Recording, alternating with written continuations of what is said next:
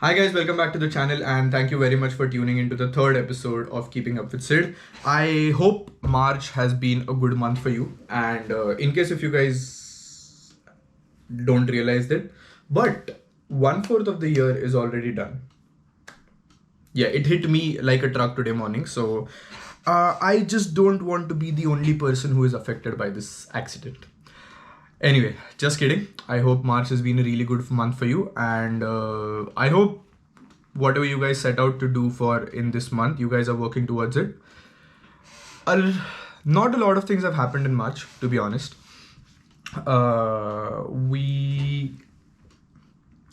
write down stuff. So, the thing about keeping up with Sid is I just read from whatever I have written in the past and share it with you guys. I don't think a lot before recording these videos because I want them to be impromptu, and that's why I sometimes blabber things which are not planned.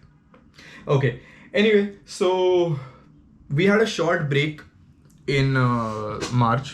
We had a spring break, a good week-long break. And during this break, I had the opportunity to go to Niagara Falls. To be honest, we never planned on going to Niagara Falls. We wanted to visit a pancake place which is open only for 9 weeks throughout the year. And Niagara happened to be only 2 hours from there. So we went to the pancake place after we visited Niagara. To be honest, the Niagara Falls I thought was going to be magnificent and majestic, but in reality it was not. I mean, it's beautiful, no doubt it's beautiful, but it's not as magnificent as we think it would be. Now some people say that it is prettier from Canada. Maybe, I don't know. I have not been to Canada. When I go there and I see Niagara Falls from there, I will let you guys know how it is. However, all the efforts that we took getting to the pancake place, which was almost a 6.5 hour drive from where we stay, were totally worth it. Amazing pancake. It's under I forgot the name of the place. I think it was Cartwright. So abhi to band ho gaya, but people who are staying in New York, if you guys want to eat some really good pancakes, unlimited for $10, I shall put the location in the description or here somewhere. Make sure you plan a trip next time. It's worth the hassle. Then we had Gudi Padwa. This is also my first Gudi Padwa away from home. So last Gudi Padwa, I met a friend from college. His name is Smith, and I had one more friend with me. Her name is Pavitra, and Smith's area has a grand function for Gudi Padwa, and Smith was lucky. Smith was not lucky enough. We were lucky enough to happen to experience that. Here is some footage from that, and I think I really missed celebrating Gudi Padwa here, because every year I would go out to the Miranuk and there would be drums and everything, and it's just a lot of positivity, because for those who don't know, Gudi Padwa is a new year for us. So we don't need anything to mark new beginnings. Like, if we decide right now, the next moment for us can mark a new beginning. But it just, on days like this, people forget every kind of tension that they have. They come out and they celebrate, and there just is a lot of positivity. So which kind of sets a really good ground for us to make new beginnings. I am a bit late for this, but तुम्हाला आणि तुमच्या फॅमिलीला गुढीपाडवाच्या हार्दिक हार्दिक शुभेच्छा. If you guys are struggling with something in life right now, hopefully things get better soon. And if you've been dwelling on something since quite some time, I hope going forward you make a new beginning or break a bad habit. It's also my birthday month. So like, the next part is going to sound a lot more preachy, but hey, I have turned 24, so I am supposed to sound preachy. And I can only sound preachy during these videos, because when you have a normal conversation with me, it's very difficult to make out that I am a person who has serious thoughts. So if you've met me outside videos, you know that such kind of talks are not going to happen with you. Alright, so I have kind of entered my mid-20s right now, and there have been 3 thoughts that have been consistently on my mind for a while, and I want to share these thoughts with you guys. Like, a lot of thoughts have crossed my mind throughout, and 1 minute, let me just turn notification. Splitwise. Oh my god. Everybody in US can relate. Splitwise hurts you a lot. Okay, so a lot of thoughts come and go, but these three thoughts have consistently stayed with me throughout, and I'd like to share them with you guys, and you guys can let me know what your opinions are about those.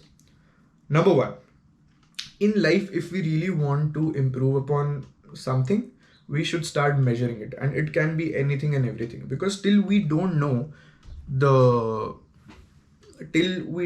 know the capacity in which we want to improve something, there cannot be a defined way in improving that. Let's say, for example, I really wanted to improve my sleep, but I was absolutely not taking a note of what time did I go to bed, what time did I wake up. So it was just very random. It would, on some days, it would so happen that I would sleep for 15 hours at a stretch, but I would still wake up tired. But on some days, it would so happen that I went to bed at a good time in a comfortable setting, and I woke up after 8 hours and I was completely energized.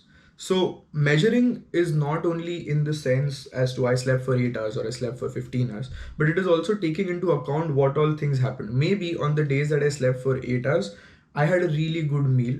I was not very stressed.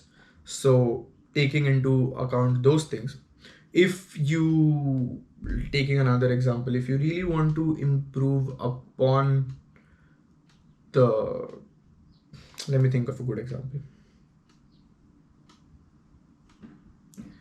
Okay, if you want to improve, or let's say if you want to become a disciplined person in life, which I do not consider myself to be an extremely disciplined person, and I now realize the importance of discipline in life, because I think a person who is disciplined is truly free in life, because such a person will not be slave to their emotions, or won't be a slave to their mood swings, and is more set to achieve what he or she desires. So let's say if you want to become a disciplined person in life, I one set in stone method that I see is that you make a to-do list in the order of priority that you want to achieve things in, and you just keep a track as to, on a daily basis, how much of that are you really doing. If at the end of the week you reflect back and you see that, okay, I haven't been doing 70% of the things that I was supposed to do, that really means that you need to improve upon those. And if there is one thing in that you've been continuously procrastinating, then that shall also be highlighted in that. Let's say you want to get a haircut, or get whatever. It's a simple activity as submitting an online form, but you've been consistently delaying it. So when you reflect back upon this document, you'll know that, okay, this I had to do and I didn't do it. So you get my point, right? In case if you want to improve in any aspect of your life, pick out certain factors that you can quantify upon, make a note of that, and consistently track these. Because once you reflect upon that, you get a clear picture as to whether you are improving or not. And I think that can prove really, really helpful to you. That's thought number one. Thought number two, I believe there is only one thing that we own and truly stays with us till the time we die. That is our physical body, and which is why it is extremely important that we take very, very good care of it. I have seen this happening with people around me, and I'm sure all of you guys have seen this.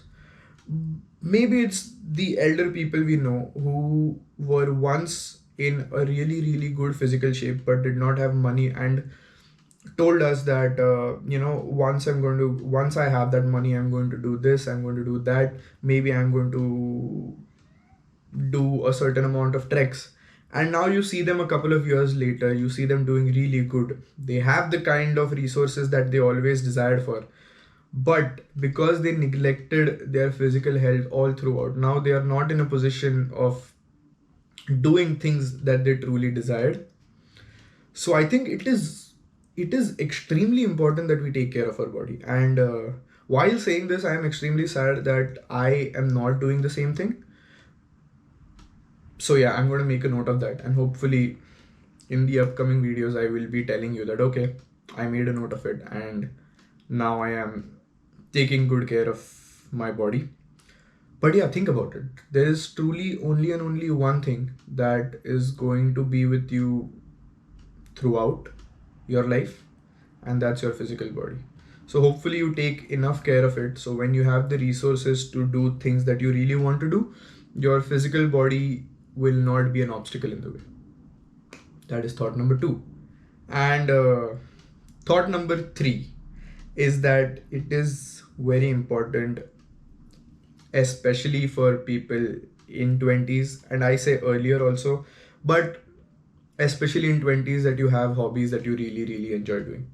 What's been happening of lately is that I really like catching up with friends. I like just meeting them. Like, one thing I would consistently do in India is, once the clock hits 5 o'clock, I would call up my friends and I would tell them, okay, let's just meet, chat.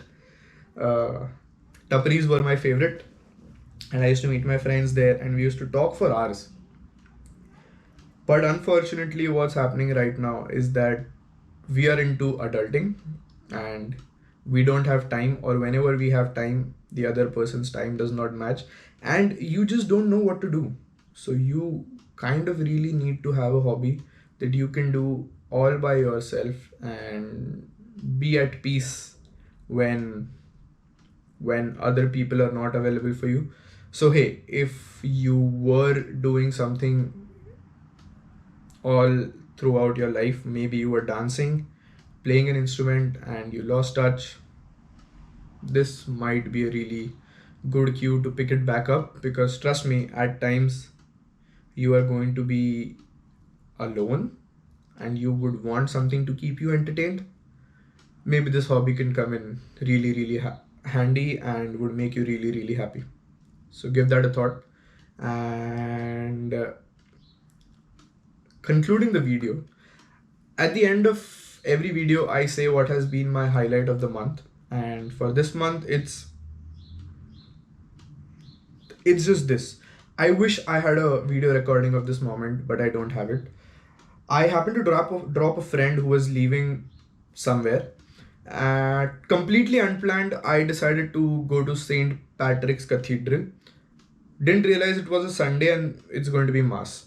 But I was already inside church and it was very peaceful, so I decided that I'll sit and I'll attend the mass for a while, even though I could not understand what's going on. But it was just really peaceful. It was quiet, like, and there were carols going on, so it was peaceful. At one point in the mass, everybody stood up and the father said, "May peace be with you." And everybody around started wishing each other, people who they knew, people who they did not know. They just started wishing each other that may peace be with you, and it was such a lovely moment, because at the end of the day, no matter what, that's all you truly want, right? That even though there are hardships, even though there are sad times, no matter what, you just want at the end of the day for you to be peaceful.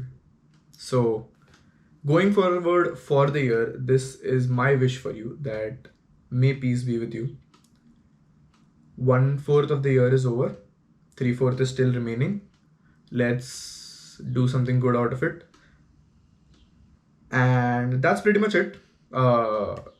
If you guys have something interesting that you guys have done in the year, let me know in the comments below, and I'll see you next time in April, and hopefully I'll have something more interesting to tell you guys then. Alright guys, bye. See you.